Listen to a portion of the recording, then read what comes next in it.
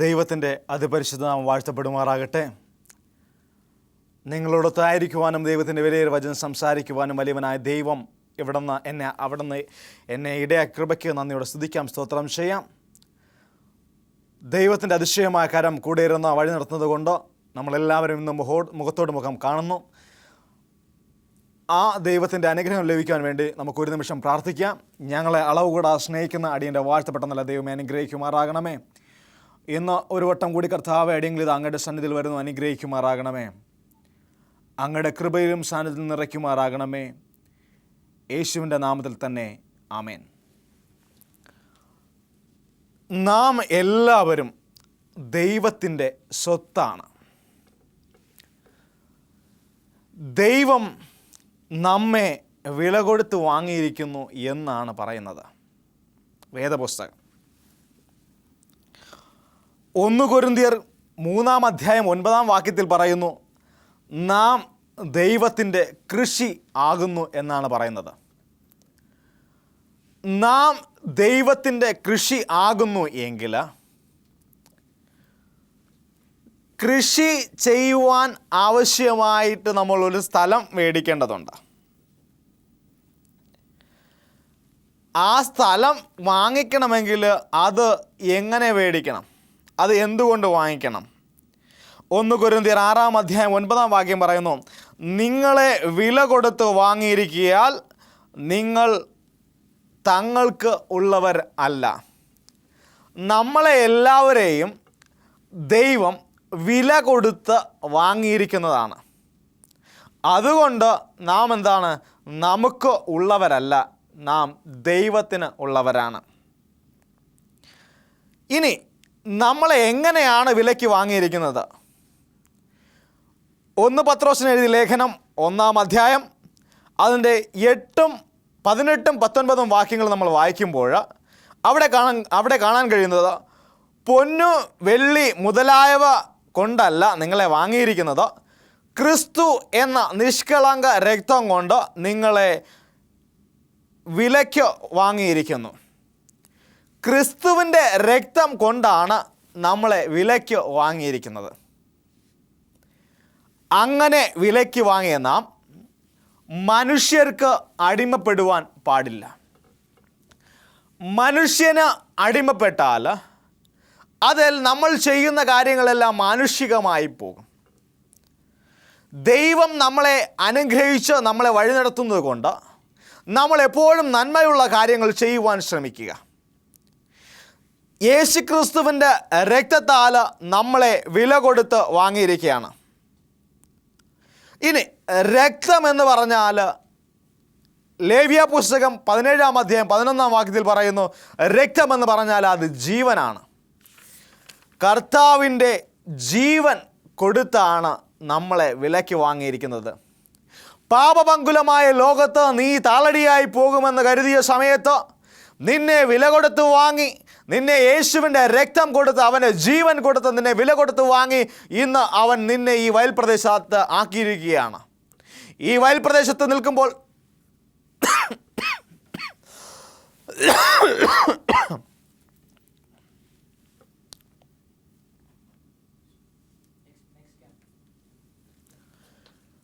ഈ വയൽ പ്രദേശത്ത് നിൽക്കുമ്പോൾ നീ ദൈവത്തിന് അനുരൂപനായി നിൽക്കുക. ഇനി അവൻ സ്ഥലം വാങ്ങിച്ചു വില കൊടുത്ത്, ഇനി എന്താണ്? അതിനെ ഒന്ന് മുദ്രപത്രത്തിലേക്ക് എഴുതിയാൽ മാത്രമേ അത് നമ്മുടെ സ്വന്തം പ്രോപ്പർട്ടി ആകത്തുള്ളൂ, നമ്മുടെ സ്വന്തം വസ്തു ആകത്തുള്ളൂ. എന്തുകൊണ്ടാണ് നമ്മളെ മുദ്ര വച്ചിരിക്കുന്നത്? നമ്മളെ സ്ഥലം വിലയ്ക്ക് വാങ്ങി രജിസ്റ്റർ ചെയ്തു. ഇനി എഫേസ്യർക്ക് ലേഖനം 1-ാം പറയുന്നു, പരിശുദ്ധാത്മാവിനാലാണ് നമ്മളെ മുദ്ര വച്ചിരിക്കുന്നത്. ഈ ലോകത്ത് നമ്മൾ ജീവിക്കുമ്പോൾ നമുക്ക് പലവിധമായ സാഹചര്യങ്ങളിലും നമ്മൾ അകപ്പെടാറുണ്ട്. അവിടെ നിന്നെല്ലാം നമ്മളെ രക്ഷിക്കുവാൻ വേണ്ടി ദൈവം നമ്മളെ വില കൊടുത്ത് വാങ്ങി അവൻ എന്ത് ചെയ്തു? പരിശുദ്ധാത്മാവിനാൽ മുദ്രയിട്ടിരിക്കുകയാണ്. ഇനി ഈ വസ്തുവിന് ആർക്കും അധികാരമില്ല. ഇനി ഈ വ്യക്തിയെ ആർക്കും അധികാരത്തോടെ തൊടുവാൻ കഴിയത്തില്ല. സാത്താൻ്റെ കയ്യിൽ നിന്ന് മനുഷ്യനെ വിടുവിക്കുവാൻ വേണ്ടി അവനെ പരിശുദ്ധാത്മാവിനാൽ മുദ്രയിട്ട് സൂക്ഷിക്കുന്ന ഒരു ദൈവത്തെയാണ് നമ്മൾ ആരാധിക്കുന്നത്. യോഹന്നാന്റെ സുവിശേഷം 6-ാം അധ്യായം 27-ാം വാക്യം നമ്മൾ വായിക്കുമ്പോൾ നമുക്ക് അവിടെ കാണാൻ കഴിയുന്നത്, കർത്താവായ യേശുക്രിസ്തുവിനെയും പരിശുദ്ധാത്മാവിനാൽ മുദ്രയിട്ട് സൂക്ഷിച്ചിരുന്നു എന്ന് നമ്മൾക്ക് വായിക്കുവാൻ കഴിയും. ഇനി ഒരു സ്ഥലം മേടിച്ചു, അതിനെ മുദ്രപത്രത്തിലേക്ക് എഴുതി, ഇനി അതിനെന്ത് ചെയ്യണം?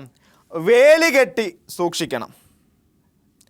ദൈവത്തിൻ്റെ കരങ്ങൾ നമ്മുടെ കൂടെ ഇരുന്ന് നമ്മളെ വേലി കെട്ടി സൂക്ഷിക്കുന്ന ഒരു ദൈവം. യോബിൻ്റെ പുസ്തകം 1-ാം അധ്യായം 9-ാം വാക്യത്തിൽ പറയുന്നു, യോബിനെ എന്തിരിക്കുന്നു? ദൈവം വേലി കെട്ടി സൂക്ഷിച്ചിരിക്കുകയാൽ എനിക്ക് അവനെ തൊടുവാൻ സാധിക്കുന്നില്ല. അതുപോലെ കർത്താവായ ദൈവം നമ്മളെയും തൻ്റെ ദൂതന്മാരാൽ വേലി കെട്ടി നമ്മളെ സൂക്ഷിച്ചിരിക്കുകയാണ്. അതുകൊണ്ടാണ് എന്ത് പ്രതിസന്ധി വന്നിട്ടും നമ്മളെ ചുറ്റും കിടന്ന് കറങ്ങുന്നത്, നമ്മളെ തൊടാതെ പോകുന്നത്. അപ്പോൾ ദൈവം നമ്മളെ എന്ത് ചെയ്തിരിക്കുകയാണ്? വേലി കെട്ടി സൂക്ഷിച്ചിരിക്കുകയാണ്. ഇനി നാം ദൈവത്തിൻ്റെ കൃഷിയാണെന്ന് പറയുന്നു.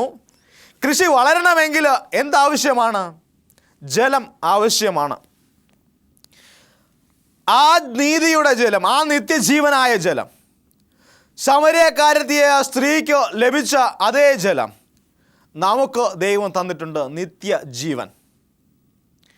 ആ നിത്യജീവജലം കുടിച്ചു കഴിഞ്ഞാൽ നമുക്ക് ദൈവസന്നിധിയിൽ നന്മയോടുകൂടി ജീവിക്കുവാൻ കഴിയും. അങ്ങനെ ആ നീരുറവയിൽ നിന്ന് നമ്മൾ എന്താണ്? ജലവും കുടിക്കുകയാണ്. നിത്യജീവനാണ് നമുക്ക് ലഭിക്കുന്ന ജലം എന്ന് പറയുന്നത്. നമ്മൾ നല്ല ഫലം കായ്ക്കണം. നല്ല ഫലം കായ്ക്കണമെങ്കിൽ നമ്മുടെ സാഹചര്യങ്ങളെല്ലാം നല്ല രീതിയിലാണ് വന്നിരിക്കുന്നത്. നമ്മുടെ ദൈവം എന്താണ്?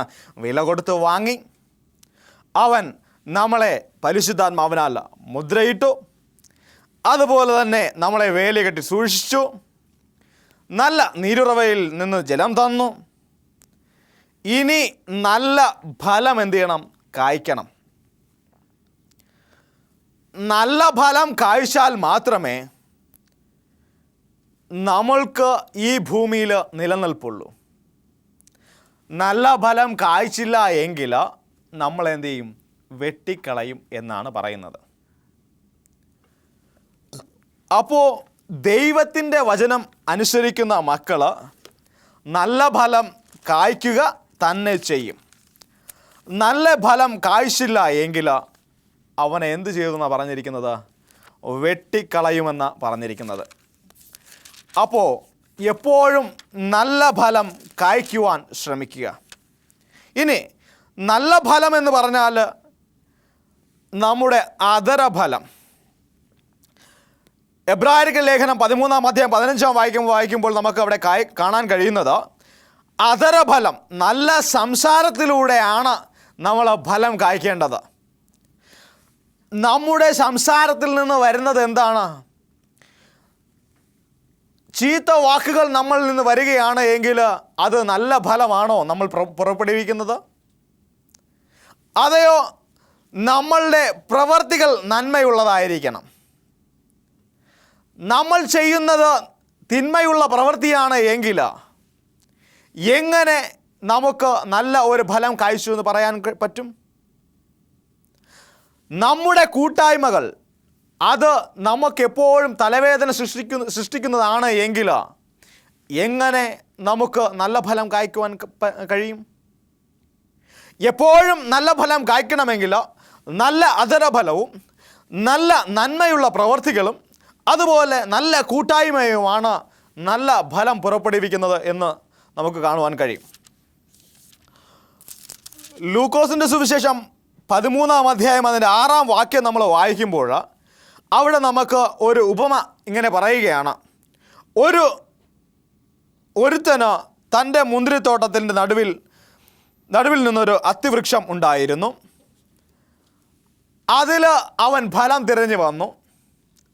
ഫലം കണ്ടില്ല താനും. അങ്ങനെ ആ യജമാനൻ ആ തോട്ടക്കാരൻ്റെ അടുത്ത് പറയുകയാണ്, എന്ത് ചെയ്യണം, നീ ഈ അത്തിവൃക്ഷത്തെ വെട്ടിക്കളയണം എന്ന് പറഞ്ഞു. ഈ സമയത്ത് ഈ തോട്ടക്കാരൻ പറയുകയാണ്, അല്ലയോ ദൈവമേ, 1 വർഷം കൂടെ ഞാൻ ഇതിനെ കാക്കാം, ഇത് നിന്നോട്ടെ, ഇതിനെ എല്ലാം ഞാൻ എന്ത് ചെയ്യാം, പരിപാലിക്കാം, ഞാൻ നല്ലവണ്ണം ഇതിന് വെള്ളം കോരാം, അങ്ങനെയുള്ള കാര്യങ്ങളെല്ലാം കൃത്യമായിട്ട് പറഞ്ഞു. ഈ പറഞ്ഞിട്ട് അപ്പോൾ യജമാനൻ പറഞ്ഞു, ശരി, ഇത് 1 വർഷം കൂടെ നിൽക്കട്ടെ എന്ന് പറഞ്ഞു. അങ്ങനെ നിന്നതിൻ പ്രകാരം ഈ യജമാനൻ നല്ല രീതിയിൽ ഇതിനെ നോക്കുകയാണ്, ഇത് ഫലം കായ്ക്കുമോ എന്നറിയാൻ. പ്രിയമുള്ളവരെ, നമ്മളും പലപ്പോഴും ചിന്തിക്കാറുണ്ട്, നമ്മുടെ ജീവിതത്തിൽ എന്തെങ്കിലുമൊക്കെ സംഭവിക്കുമ്പോൾ അത് എങ്ങനെയായി വരുമെന്ന്, അത് എങ്ങനെയായിരിക്കും നമ്മളെ അത് പിടിച്ചു കുലുക്കുന്നതെന്ന്. അങ്ങനെ നിരവധി കാര്യങ്ങൾ നമ്മുടെ മനസ്സിലൂടെ കടന്നു പോകുന്ന സന്ദർഭങ്ങൾ ഉണ്ടായിരുന്നേക്കാം. ഇവിടെ ഈ മരത്തിനെ നല്ലവണ്ണം പരിപാലിക്കാമെന്ന് ഈ തോട്ടക്കാരൻ തീരുമാനിച്ചു. ഇനി ഒരു കാര്യം ഞാൻ നിങ്ങളോട് ചോദിക്കട്ടെ, നമ്മുടെ ജീവിതത്തിൽ നമ്മൾ കാണുന്ന വൃക്ഷങ്ങളെയെല്ലാം എത്രയായി തിരിക്കാം? എൻ്റെ അറിവിൽ 3 തിരിക്കാമെന്നാണ് നമുക്ക് വിചാരിക്കേണ്ടത്. കാരണം 1 ഫലം കായ്ക്കുന്നവ, 2 ഫലം കായ്ക്കാത്തവ, 3 ഫലം കായ്ച്ചാലും ആകാത്ത ഫലം കായ്ക്കുന്നവ. ഇതിൽ നമ്മുടെ ഈ വൃക്ഷം പെടുന്നത് 2ാമത്തെ വിഭാഗത്തിലാണ്, ഫലം കായ്ക്കാത്ത വൃക്ഷം. ഈ ഫലം കായ്ക്കാത്ത വൃക്ഷത്തെ തോട്ടക്കാരൻ നല്ലവണ്ണം പരിപാലിക്കുകയാണ്. ഫലം കായ്ക്കാത്ത വൃക്ഷത്തിന് അവസരം ഉണ്ട്. എത്രയാ? 1 വർഷം കൂടെ.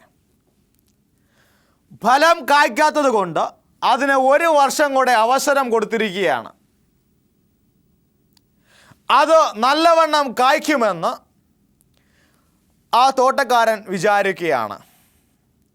പ്രിയമുള്ള ദൈവത്തിൻ്റെ ജനമേ, ഒരു കാര്യം നിങ്ങളടുത്ത് പറയാനുള്ളത്, നമുക്കെല്ലാവർക്കും ഒരവസരം ദൈവം തന്നിരിക്കുകയാണ്. ഫലം കായ്ക്കും എന്ന് ദൈവം വിശ്വസിച്ചുകൊണ്ട് നമ്മളെ ആക്കിയിരിക്കുകയാണ്. ഒരവസരം കൂടെ.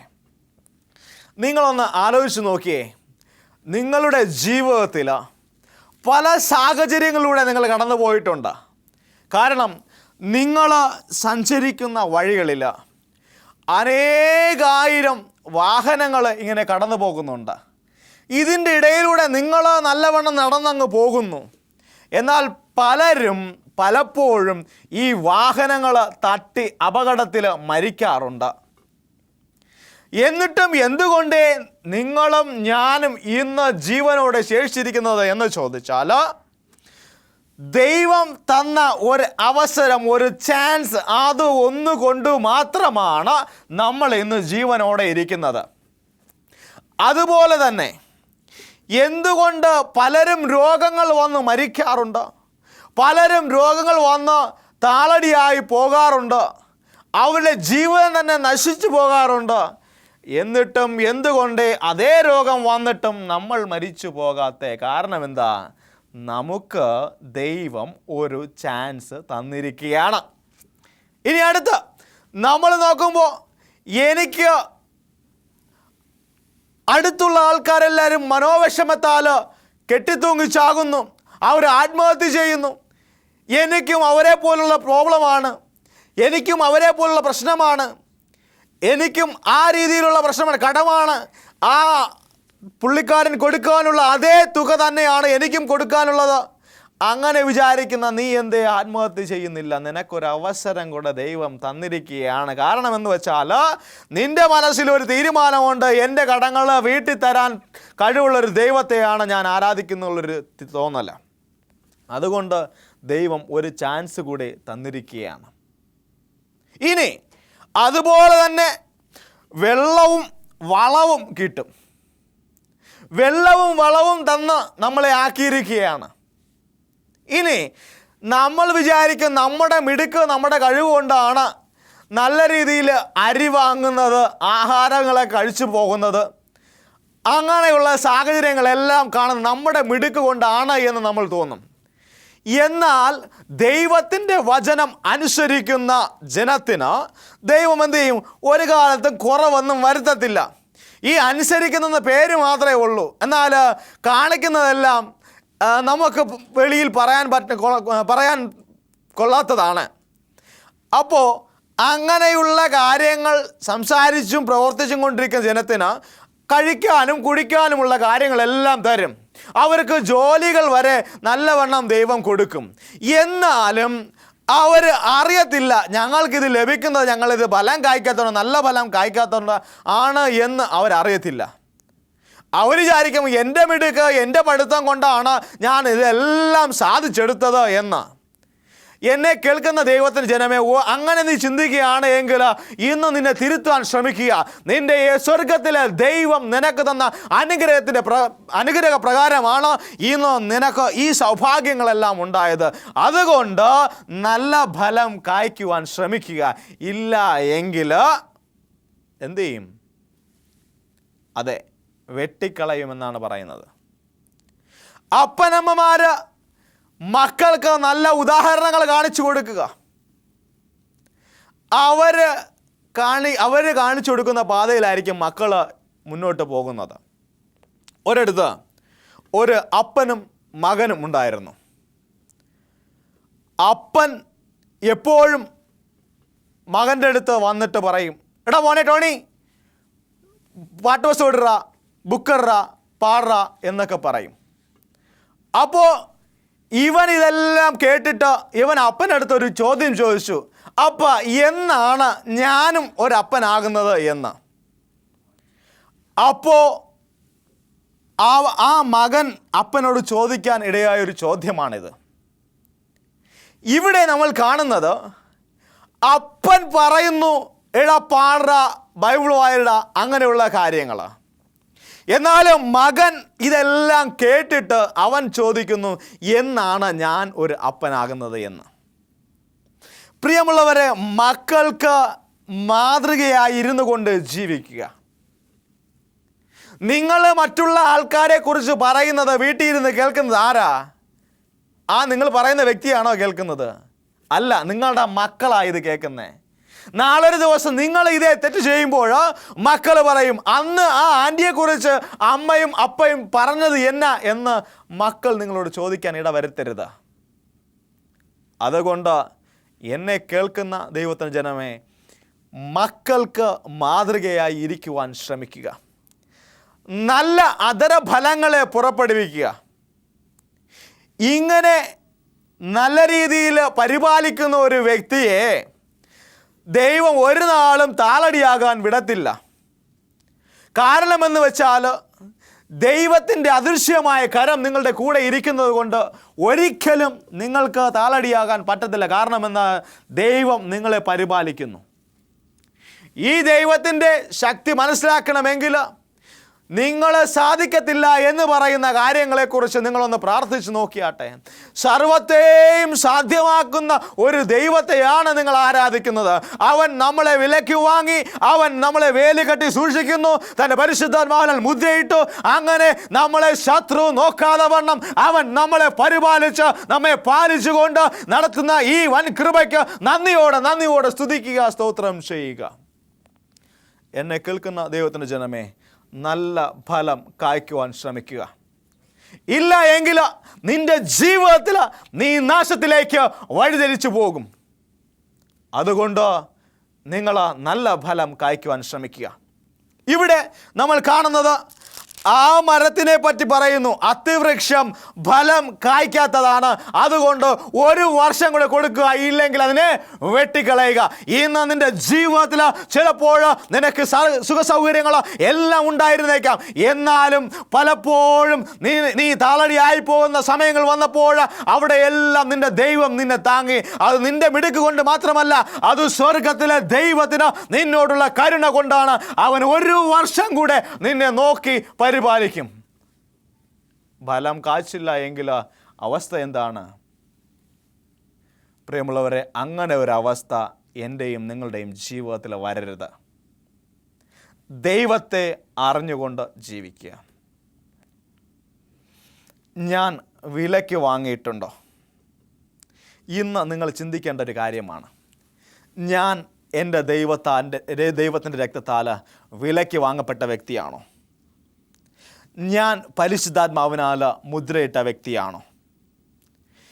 എൻ്റെ ദൈവം എൻ്റെ ചുറ്റും വേലി കെട്ടി സൂക്ഷിച്ചിട്ടുണ്ടോ? അവൻ്റെ ദൂതന്മാർ എൻ്റെ ചുറ്റുമുണ്ടോ? ഞാൻ നല്ല നീരുറവയുള്ള സ്ഥലത്താണോ വളരുന്നത്? ഈ നീരുറവ കിട്ടിയിട്ടും ഞാൻ വളരുന്നുണ്ടോ? ഞാൻ നല്ല ഫലമാണോ ചീത്ത ഫലമാണോ കായ്ക്കുന്നത്? ഇത് നിങ്ങളുടെ ചിന്തയിൽ വെച്ചുകൊണ്ട് നിങ്ങളൊന്ന് പ്രാർത്ഥിക്കുക. ദൈവമേ, ഞാൻ ഇന്ന് നിൻ്റെ രക്തത്താൽ വിലയ്ക്ക് വാങ്ങപ്പെട്ടിട്ടില്ല എങ്കിൽ ദൈവമേ, എന്നെ നീ അവിടെ നിന്ന് വിലയ്ക്ക് വാങ്ങപ്പെടുമാറാകണമേ എന്ന് പ്രാർത്ഥിക്കുന്നു. അതുപോലെ ദൈവമേ, അങ്ങയുടെ പരിശുദ്ധാത്മാവിൽ ഞാൻ ഏറ്റിട്ടില്ല എങ്കിൽ ദൈവമേ, അങ്ങയുടെ പരിശുദ്ധാത്മാവിനാൽ എന്നെ മുദ്രയിട്ട് സൂക്ഷിക്കുമാറാകണമേ. ദൈവമേ, എൻ്റെ ചുറ്റും അങ്ങ് മാലാഖമാരെ അയച്ചില്ല എങ്കിൽ ദൈവമേ, ഇന്ന് എൻ്റെ ചുറ്റും മാലാഖമാരെ അയക്കുമാറാകണമേ എന്ന് പ്രാർത്ഥിക്കുന്നു. അങ്ങനെ പ്രാർത്ഥിച്ചുകൊണ്ട് നിങ്ങൾ ദൈവത്തിൻ്റെ സന്നിധിയിൽ ചെല്ലുകയാണ് എങ്കിൽ ദൈവം നിങ്ങളെ പരിപൂർണമായി അനുഗ്രഹിക്കുമെന്നുള്ള കാര്യത്തിൽ യാതൊരു സംശയമില്ല. ദൈവം നിങ്ങളെ വിലയ്ക്ക് വാങ്ങിയിരിക്കുകയാണ്. അവൻ്റെ രക്തത്താൽ, അവൻ്റെ ജീവനാൽ നിങ്ങളെ വിലയ്ക്ക് വാങ്ങിയിരിക്കുകയാണ്. അതുകൊണ്ട് എന്നെ കേൾക്കുന്ന ദൈവത്തിൻ്റെ ജനമേ, നിങ്ങൾ ദൈവസന്നിധിയിലേക്ക് കടന്നു വരിക. ദൈവസന്നിധി വിട്ട് പോകരുത്. മാനസാന്തരത്തിൻ്റെ അനുഭവത്തിലേക്ക് വരിക. 13-ാമത്തെ വാക്യം 13:5 വീണ്ടും പറയുന്നത് എന്തെന്നാൽ, ലൂക്കോസിന്റെ സുവിശേഷം 13-ാം അധ്യായം 5-ാം വാക്യം പറയുന്നു, അല്ലല്ല, മാനസാന്തരപ്പെടാഞ്ഞാൽ നീയും അങ്ങനെ തന്നെ നശിച്ചു പോകും എന്നാണ് പറയുന്നത്. അതിന് നമ്മളാരും ഇടവരുത്തരുത്. എല്ലാവരും ദൈവസന്നിധിയിൽ മുട്ടുകുത്തി നിന്നുകൊണ്ട് പ്രാർത്ഥിക്കുക. ദൈവം നമ്മുടെ പ്രാർത്ഥനകളെ കേട്ട് ദൈവം നമ്മളെ അനുഗ്രഹിക്കും. ഇന്ന് നിങ്ങൾ എൻ്റെ കൂടെ നിങ്ങൾ പ്രാർത്ഥിക്കാൻ പോവുകയാണ്. നമുക്ക് ഒരുമിച്ച് പ്രാർത്ഥിക്കാം. ഞങ്ങളെ അളവ് കൂടാതെ സ്നേഹിക്കുന്ന അടിയൻ്റെ വാഴ്ത്തപ്പെട്ട നല്ല ദൈവമേ, കർത്താവെ, ഇന്ന് ഈ വചനം കേട്ടതനുസരിച്ച് കർത്താവെ, ഞങ്ങളുടെ രക്തത്താൽ ഞങ്ങളെ വിലയ്ക്ക് വാങ്ങിയിരിക്കാൻ നന്ദിയോടെ സ്തുതിക്കുന്നു, സ്തോത്രം ചെയ്യുന്നു. ഞങ്ങളുടെ ജീവിതത്തിൽ അസാധ്യമായ കാര്യങ്ങളെ സാധ്യമാക്കി തരുമാറാകണമേ എന്ന് പ്രാർത്ഥിക്കുന്നു. അടിയൻ ചോദിച്ച ചുരുക്കമണ്ണിലധികമായ നന്മകളെ കൊണ്ട് നിറയ്ക്കണം. സകലതും വലിയവനായ യേശു ക്രിസ്തുവിൻ്റെ നാമത്തിൽ ചോദിക്കുന്നു. കൃപ തോന്നി പ്രാർത്ഥന കേൾക്കണം അടിയൻ്റെ പരമപിതാവേ, ആമേൻ.